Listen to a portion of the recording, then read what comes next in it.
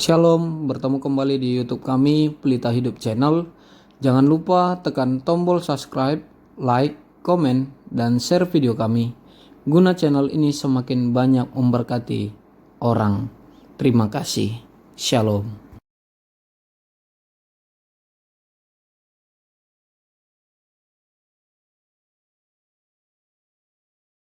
Kejadian pasal 31, Yakub lari meninggalkan Laban.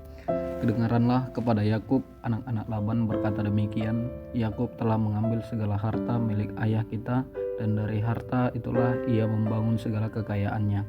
Lagi kelihatan kepada Yakub dari muka Laban bahwa Laban tidak lagi seperti yang sudah-sudah kepadanya. Lalu berfirmanlah Tuhan kepada Yakub, pulanglah ke negeri nenek moyangmu dan kepada kaummu, dan aku akan menyertai engkau. Sesudah itu Yakub menyuruh memanggil Rahel dan Lea untuk datang ke padang, ke tempat kambing dombanya. Lalu ia berkata kepada mereka, telah kulihat dari muka ayahmu bahwa ia tidak lagi seperti yang sudah-sudah kepadaku, tetapi Allah ayahku menyertai aku. Juga kamu sendiri tahu bahwa aku telah bekerja sekuat-kuatku pada ayahmu, tetapi ayahmu telah berlaku curang kepadaku dan telah 10 kali mengubah upahku, tetapi Allah tidak membiarkan dia berbuat jahat kepadaku. Apabila ia berkata yang berbintik-bintiklah akan menjadi upahmu, maka segala kambing domba itu beroleh anak yang berbintik-bintik. Dan apabila ia berkata yang bercoreng-corenglah akan menjadi upahmu, maka segala kambing domba itu beroleh anak yang bercoreng-coreng. Demikianlah Allah mengambil ternak ayahmu dan memberikannya kepadaku. Pada suatu kali pada masa kambing domba itu suka berkelamin, maka aku bermimpi dan melihat bahwa jantan-jantan yang menjantani kambing domba itu bercoreng-coreng, berbintik-bintik dan berbelang-belang. Dan malaikat Allah berfirman kepadaku dalam mimpi itu, Yakub. Jawabku, iya Tuhan. Lalu ia berfirman, angkatlah mukamu dan lihatlah bahwa segala jantan yang menjantani kambing domba itu bercoreng-coreng, berbintik-bintik dan berbelang-belang, sebab telah kulihat semua yang dilakukan oleh Laban itu kepadamu. Akulah Allah yang ada di Betel, itu di mana engkau mengurapi tugu dan di mana engkau bernazar kepadaku. Maka sekarang bersiaplah engkau, pergilah dari negeri ini dan pulanglah ke negeri sanak saudaramu. Lalu Rahel dan Lea menjawab Yakub, katanya, bukankah tidak ada lagi bagian atau warisan kami dalam rumah ayah kami? Bukankah kami ini dianggapnya sebagai orang asing karena ia telah menjual kami?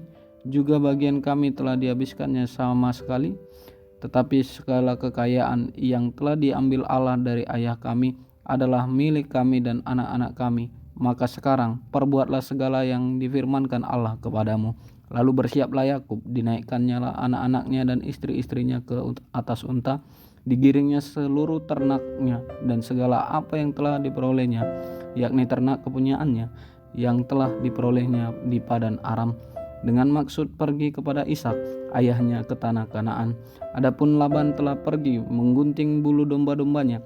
Ketika itulah Rahel mencuri terafim ayahnya, dan Yakub mengakali Laban orang Aram itu dengan tidak memberitahukan kepadanya bahwa ia mau lari. Demikianlah ia lari dengan segala harta miliknya. Ia berangkat menyeberangi sungai Efrat dan berjalan menuju pegunungan Gilead. Laban mengejar Yakub. Ketika pada hari ketiga dikabarkan kepada Laban bahwa Yakub telah lari, dibawanyalah sanak saudaranya bersama-sama. Dikejarnya Yakub 7 hari perjalanan jauhnya, lalu ia dapat menyusulnya di pegunungan Gilead.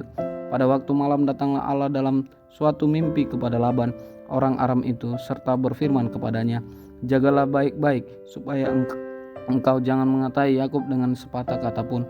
Ketika Laban sampai kepada Yakub, Yakub telah memasang kemahnya di pegunungan. Juga Laban dengan sanak saudaranya telah memasang kemahnya di pegunungan Gilead. Berkatalah Laban kepada Yakub, apakah yang kau perbuat ini? Maka engkau mengakali aku dan mengangkut anak-anakku perempuan sebagai orang tawanan. Mengapa engkau lari diam-diam dan mengakali aku? Mengapa engkau tidak memberitahu kepadaku supaya aku mengantarkan engkau dengan sukacita dan nyanyian, dengan rebana dan kecapi? Lagi pula engkau tidak memberikan aku kesempatan untuk mencium cucu-cucuku laki-laki dan anak-anakku perempuan. Memang bodoh perbuatanmu itu. Aku ini berkuasa untuk berbuat jahat kepadamu, tetapi Allah ayahmu telah berfirman kepadaku tadi malam, jagalah baik-baik, jangan engkau mengatai Yakub dengan sepatah kata pun. Maka sekarang, kalau memang engkau harus pergi semata-mata karena sangat rindu ke rumah ayahmu, mengapa engkau mencuri dewa-dewaku? Lalu Yakub menjawab Laban, aku takut karena pikirku, jangan-jangan engkau merampas anak-anakmu itu daripadaku. Tetapi pada siapa engkau menemui dewa-dewamu itu, janganlah ia hidup lagi. Periksalah di depan saudara-saudara kita segala barang yang ada padaku, dan ambillah barangmu. Sebab Yakub tidak tahu bahwa Rahel yang mencuri terafim itu. Lalu masuklah Laban ke dalam kemah Yakub dan ke dalam kemah Lea dan ke dalam kemah kedua budak perempuan itu. Tetapi terafim itu tidak ditemuinya. Setelah keluar dari kemah Lea, ia masuk ke dalam kemah Rahel. Tetapi Rahel telah mengambil terafim itu dan memasukkannya ke dalam pelana untanya dan duduk di atasnya. Laban menggeledah seluruh kemah itu, tetapi terafim itu tidak ditemuinya. Lalu kata Rahel kepada ayahnya, janganlah bapa marah, karena aku tidak dapat bangun berdiri depanmu, sebab aku sedang haid. Dan Laban mencari dengan teliti, tetapi ia tidak menemui terafim itu. Lalu hati Yakub panas dan ia bertengkar dengan Laban. Ia berkata kepada Laban, apakah kesalahanku? Apakah dosaku? Maka engkau memburu aku sehebat itu. Engkau telah menggeledah segala barangku. Sekarang apakah yang kau temui dari segala barang yang di rumahmu? Letakkanlah di sini di depan saudara-saudaraku dan saudara-saudaramu, supaya mereka mengadili antara kita berdua. Selama 20 tahun ini aku bersama-sama dengan engkau, domba dan kambing. Betelnyamu tidak pernah keguguran, dan jantan dari kambing dombamu tidak pernah kumakan. Yang diterkam oleh binatang buas tidak pernah kubawa kepadamu. Aku sendiri yang menggantinya. Yang dicuri orang, baik waktu siang, baik waktu malam, selalu engkau tuntut daripadaku. Aku dimakan panas hari, waktu siang, dan kedinginan waktu malam, dan mataku jauh daripada tertidur.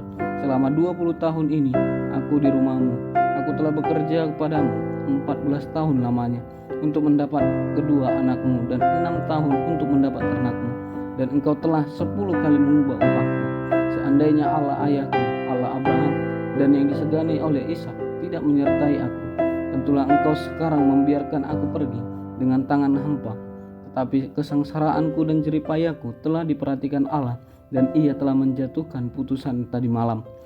Perjanjian antara Yakub dan Laban. Lalu Laban menjawab Yakub, perempuan-perempuan ini anakku, dan anak-anak lelaki ini cucuku, dan ternak ini ternakku. Bahkan segala yang kau lihat ini di sini adalah milikku. Jadi apakah yang dapat kuperbuat sekarang kepada anak-anakku ini, atau kepada anak-anak yang dilahirkan mereka? Maka sekarang marilah kita mengikat perjanjian, aku dan engkau, supaya itu menjadi kesaksian antara aku dan engkau. Kemudian Yakub mengambil sebuah batu dan didirikannya menjadi tugu. Selanjutnya berkatalah Yakub kepada sanak saudaranya, kumpulkanlah batu. Maka mereka mengambil batu dan membuat timbunan. Lalu makanlah mereka di sana di dekat timbunan itu. Laban menamai timbunan batu itu Yegar Sahaduta, tetapi Yakub menamainya Galeed. Lalu kata Laban, timbunan batu inilah pada hari ini menjadi kesaksian antara aku dan engkau. Itulah sebabnya timbunan itu dinamainya Galeed dan juga Mispa, sebab katanya, Tuhan kiranya berjaga-jaga antara aku dan engkau apabila kita berjauhan. Jika engkau mengaibkan anak-anakku, dan jika engkau mengambil istri lain di samping anak-anakku itu, ingatlah, walaupun tidak ada orang dekat kita, Allah juga yang menjadi saksi antara aku dan engkau. Selanjutnya kata Laban kepada Yakub, inilah timbunan batu dan inilah tugu yang kudirikan antara aku dan engkau. Timbunan batu dan tugu inilah menjadi kesaksian bahwa aku tidak akan melewati timbunan batu ini mendapatkan engkau, dan bahwa engkau pun tidak akan melewati timbunan batu dan tugu ini mendapatkan aku, dengan berniat jahat. Allah Abraham dan Allah Nahor, Allah ayah mereka, kiranya menjadi hakim antara kita. Lalu Yakub bersumpah demi yang disegani oleh Ishak ayahnya, dan Yakub mempersembahkan korban sembelihan di gunung itu. Ia mengundang makan sanak saudaranya, lalu mereka makan serta bermalam di gunung itu. Keesokan harinya pagi-pagi Laban mencium cucu-cucunya dan anak-anaknya serta memberkati mereka. Kemudian pulanglah Laban kembali ke tempat tinggalnya. Kejadian pasal 32. Yakub takut bertemu dengan Esau. Yakub melanjutkan perjalanannya, lalu bertemulah malaikat-malaikat Allah dengan dia. Ketika Yakub melihat mereka, berkatalah ia, "Ini bala tentara Allah." Sebab itu dinamainya lah tempat itu Mahanaim. Sesudah itu Yakub menyuruh utusannya berjalan lebih dahulu mendapatkan Esau, kakaknya, ke tanah Seir, daerah Edom. Ia memerintahkan kepada mereka, "Beginilah kamu katakan kepada tuanku, kepada Esau, beginilah kata hambamu Yakub, aku telah tinggal pada Laban sebagai orang asing dan diam di situ selama ini.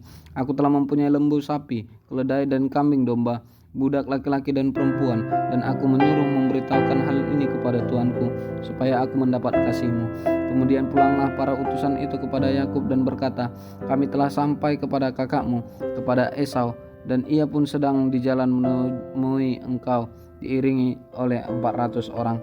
Lalu sangat takutlah Yakub dan merasa sesak hati. Maka dibaginyalah orang-orangnya yang bersama-sama dengan dia, kambing dombanya, lembu sapi, dan untanya menjadi 2 pasukan. Sebab pikirnya, jika Esau datang menyerang pasukan yang satu sehingga terpukul kalah, maka pasukan yang tinggal akan terluput. Kemudian berkatalah Yakub, "Ya Allah nenekku Abraham dan Allah ayahku Ishak, ya Tuhan yang telah berfirman kepadaku, pulanglah ke negerimu serta kepada sanak saudaramu, dan aku akan berbuat baik kepadamu. Sekali-kali aku tidak layak untuk menerima segala kasih dan kesetiaan yang engkau tunjukkan kepada hambamu ini, sebab aku membawa hanya tongkatku ini waktu aku menyeberangi sungai Yordan ini, tetapi sekarang telah menjadi 2 pasukan. Lepaskanlah kiranya aku dari tangan kakakku, dari tangan Esau, sebab aku takut kepadanya. Jangan-jangan ia datang membunuh aku, juga ibu-ibu dengan anak-anaknya. Bukankah engkau telah berfirman, tentu aku akan berbuat baik kepadamu dan menjadikan keturunanmu sebagai pasir di laut, yang karena banyaknya tidak dapat dihitung." Lalu bermalamlah ia di sana pada malam itu. Kemudian diambilnyalah dari apa yang ada padanya suatu persembahan untuk Esau kakaknya, yaitu 200 kambing betina dan 20 kambing jantan, 200 domba betina dan 20 domba jantan, 30 unta yang sedang menyusui beserta anak-anaknya, 40 lembu betina dan 10 lembu jantan, 20 keledai betina dan 10 keledai jantan. Diserahkannyalah semuanya itu kepada budak-budaknya untuk dijaga, tiap-tiap kumpulan tersendiri. Dan ia berkata kepada mereka, "Berjalanlah kamu lebih dahulu dan jagalah supaya ada jarak antara kumpulan yang satu dengan kumpulan yang lain." Diperintahkannyalah kepada yang paling di muka, "Apabila Esau kakakku bertemu dengan engkau dan bertanya kepadamu, 'Siapakah tuanmu dan kemanakah engkau pergi, dan milik siapakah ternak yang di depanmu itu?' Jawablah, 'Milik hambamu Yakub. Inilah persembahan yang dikirim kepada tuanku Esau, dan Yakub sendiri pun ada di belakang kami.' Begitulah diperintahkannya, baik kepada yang kedua maupun kepada yang ketiga, dan kepada sekalian orang yang berjalan menggiring kumpulan hewan itu.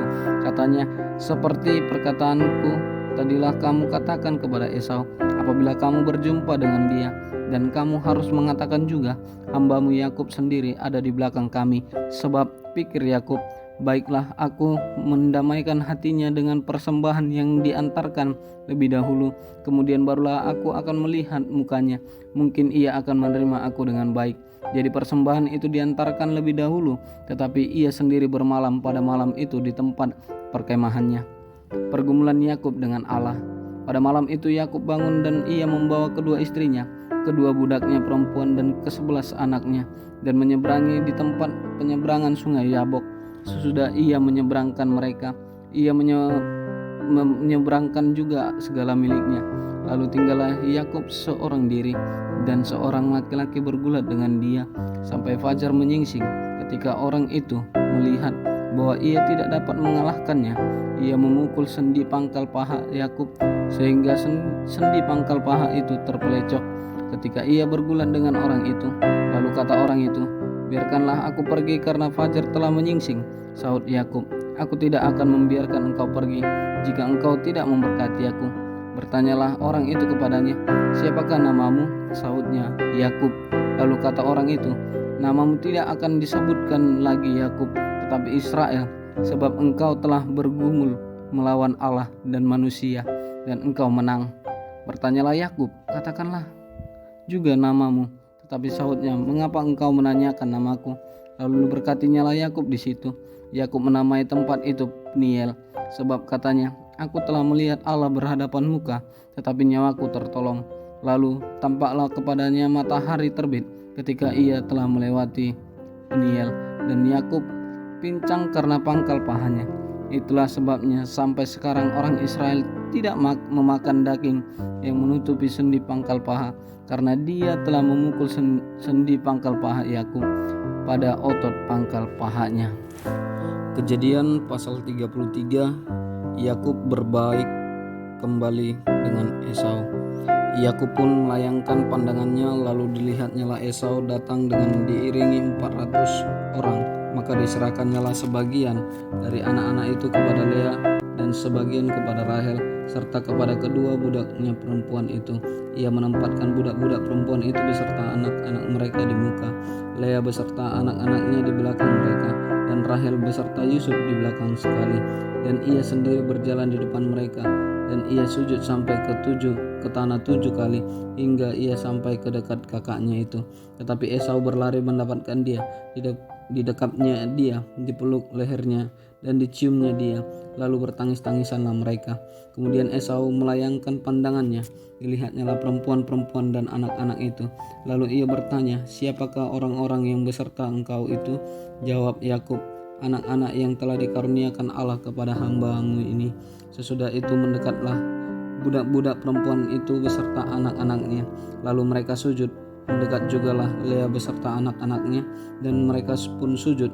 Kemudian mendekatlah Yusuf beserta Rahel, dan mereka juga sujud. Berkatalah Esau, "Apakah maksudmu dengan seluruh pasukan yang telah bertemu dengan aku tadi?" Jawabnya, "Untuk mendapat kasih tuanku." Tetapi kata Esau, "Aku mempunyai banyak adikku, peganglah apa yang ada padamu." Tetapi kata Yakub, "Janganlah kiranya demikian.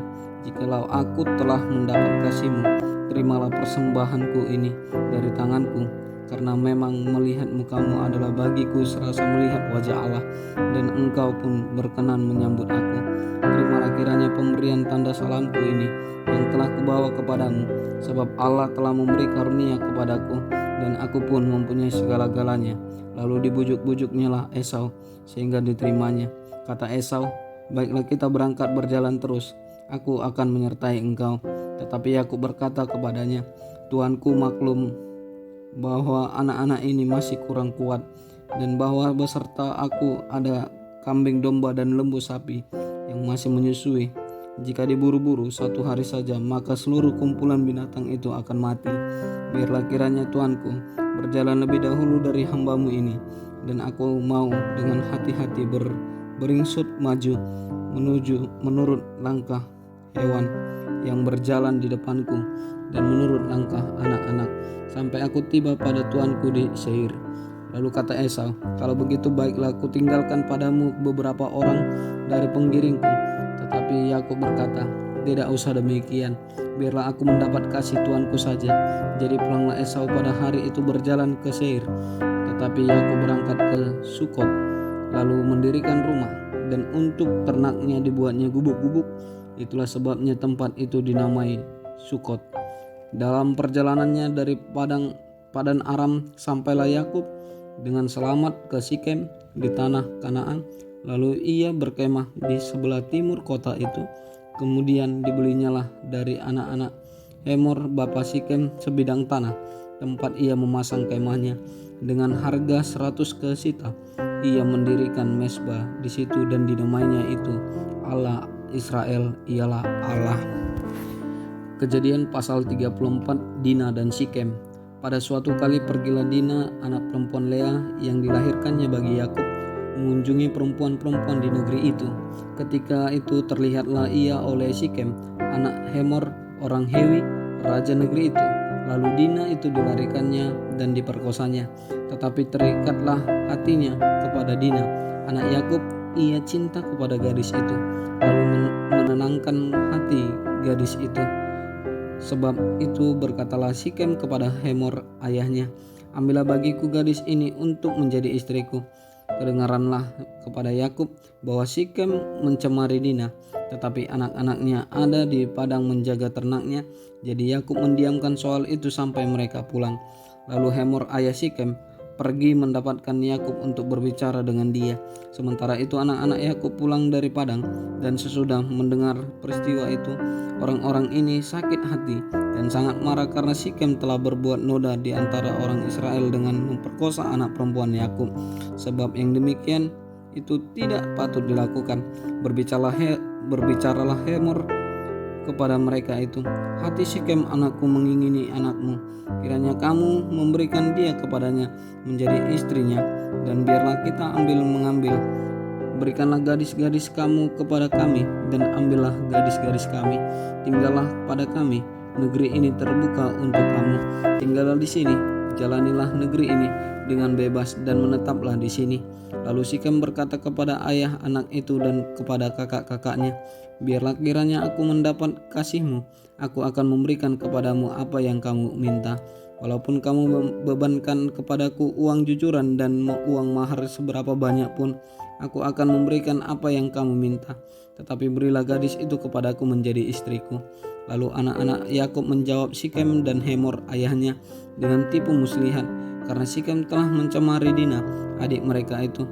Berkatalah mereka kepada kedua orang itu, kami tidak dapat berbuat demikian, memberikan adik kami kepada seorang laki-laki yang tidak bersunat, sebab hal itu aib bagi kami.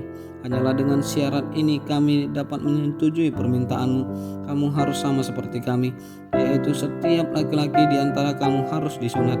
Barulah kami akan memberikan gadis-gadis kami kepada kamu dan mengambil gadis-gadis kamu, maka kami akan tinggal padamu dan kita akan menjadi satu bangsa. Tetapi jika kamu tidak mendengarkan perkataan kami dan kamu tidak disunat, maka kami akan mengambil kembali anak itu lalu pergi. Lalu Hemor dan Sikem anak Hemor menyetujui usul mereka, dan orang muda itu tidak bertangguh melakukannya, sebab ia suka kepada anak Yakub. Lagi pula ia seorang yang paling dihormati di antara seluruh kaum keluarganya. Lalu pergilah Hemor dan Sikem anaknya itu ke pintu gerbang kota mereka, dan mereka berbicara kepada penduduk kota itu, orang-orang itu mau hidup damai dengan kita, biarlah mereka tinggal di negeri ini dan menjalaninya dengan bebas. Bukankah negeri ini cukup luas untuk mereka? Maka kita dapat mengambil gadis-gadis mereka menjadi istri kita, dan kita dapat memberikan gadis-gadis kita kepada mereka. Namun hanya dengan syarat ini, orang-orang itu setuju tinggal bersama dengan kita, sehingga kita menjadi satu bangsa, yaitu setiap laki-laki di antara kita harus disunat seperti mereka bersunat. Ternak mereka, harta benda mereka, dan segala hewan mereka, bukankah semuanya itu akan menjadi milik kita? Hanya biarkanlah kita menyetujui permintaan mereka, sehingga mereka tetap tinggal pada kita. Maka usul Hemor dan Sikem anak-anaknya itu didengarkan oleh semua orang yang datang berkumpul di pintu gerbang kota itu. Lalu disunatlah setiap laki-laki, yakni setiap orang dewasa di kota itu. Pada hari ketiga, ketika mereka sedang menderita kesakitan, datanglah dua orang anak Yakub, yaitu Simeon dan Lewi, kakak-kakak Dina. Setelah masing-masing mengambil pedangnya, menyerang kota itu dengan tidak takut-takut serta membunuh setiap laki-laki. Juga Hemor dan Sikem anaknya dibunuh mereka dengan mata pedang, dan mereka mengambil Dina dari rumah Sikem lalu pergi.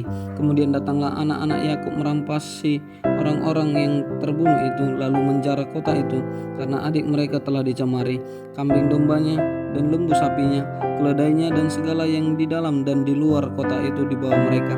Segala kekayaannya, semua anaknya dan perempuannya ditawan dan dijara mereka, juga seluruhnya yang ada di rumah-rumah.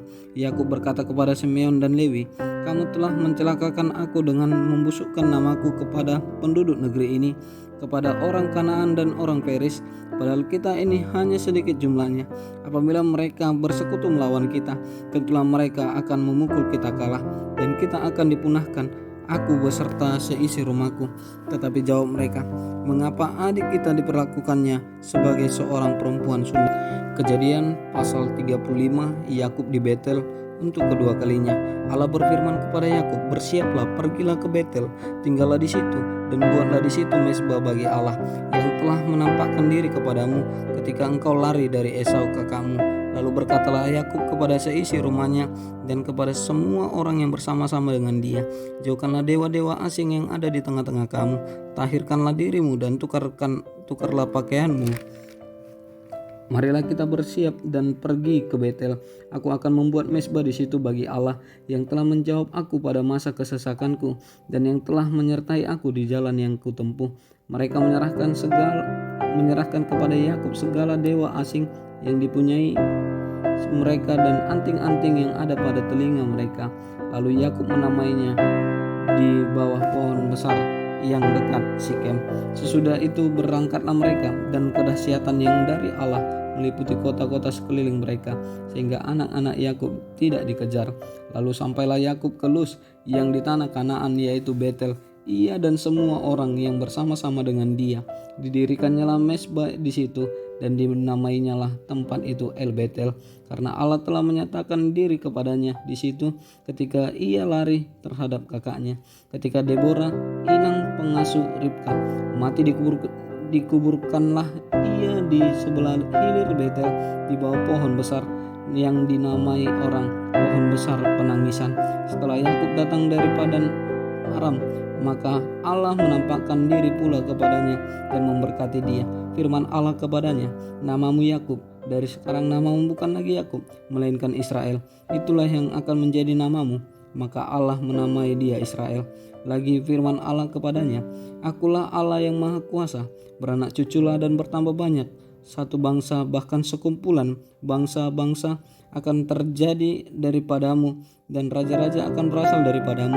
Dan negeri ini yang telah kuberikan kepada Abraham dan kepada Ishak akan kuberikan kepadamu dan juga kepada keturunanmu. Lalu naiklah Allah meninggalkan Yakub dari tempat ia berfirman kepadanya. Kemudian Yakub mendirikan tugu di tempat itu, yakni tugu batu. Ia mempersembahkan korban curahan dan menuangkan minyak di atasnya. Yakub menamai tempat di mana Allah telah berfirman kepadanya Betel.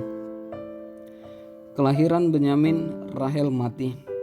Sesudah itu berangkatlah mereka dari Betel. Ketika mereka tidak berapa jauh lagi dari Efrata, bersalinlah Rahel, dan bersalinnya itu sangat sukar. Sedang ia sangat sukar bersalin, berkatalah bidan kepadanya, janganlah takut, sekali ini pun anak laki-laki yang kau dapat. Dan ketika ia hendak mengembuskan nafas, sebab ia mati kemudian, diberikannya lah nama Ben-Oni kepada anak itu, tetapi ayahnya menamainya Benyamin. Demikianlah Rahel mati, lalu ia dikuburkan di sisi jalan ke Efrata, yaitu Betlehem. Yakub mendirikan tugu di atas kuburnya, itulah tugu kubur Rahel sampai sekarang. Sesudah itu berangkatlah Israel, lalu ia memasang kemahnya di seberang Migdal Eder. Ketika Israel diam di negeri ini, terjadilah bahwa Ruben sampai tidur dengan Bilha, gundik ayahnya, dan kedengaranlah hal itu kepada Israel. Anak-anak Yakub, Ishak mati. Adapun anak-anak lelaki Yakub 12 orang jumlahnya. Anak-anak Lea ialah Ruben, anak sulung Yakub, kemudian Simeon, Lewi, Yehuda, Isakar, dan Jebulon. Anak-anak Rahel ialah Yusuf dan Benyamin. Dan anak-anak Bilha, budak perempuan Rahel ialah Dan serta Naftali. Dan anak-anak Jilpa, budak perempuan Lea, ialah Gad dan Asyer. Itulah anak-anak lelaki Yakub yang dilahirkan baginya di Padan Aram. Lalu sampailah Yakub kepada Ishak ayahnya di Mamre dekat Kiryat Arba, itulah Hebron, tempat Abraham dan Ishak tinggal sebagai orang asing. Adapun umur Ishak 180 tahun. Lalu meninggallah Ishak, ia mati dan dikumpulkan kepada kaum leluhurnya. Ia tua dan suntuk umur, maka Esau dan Yakub anak-anaknya itu menguburkan dia.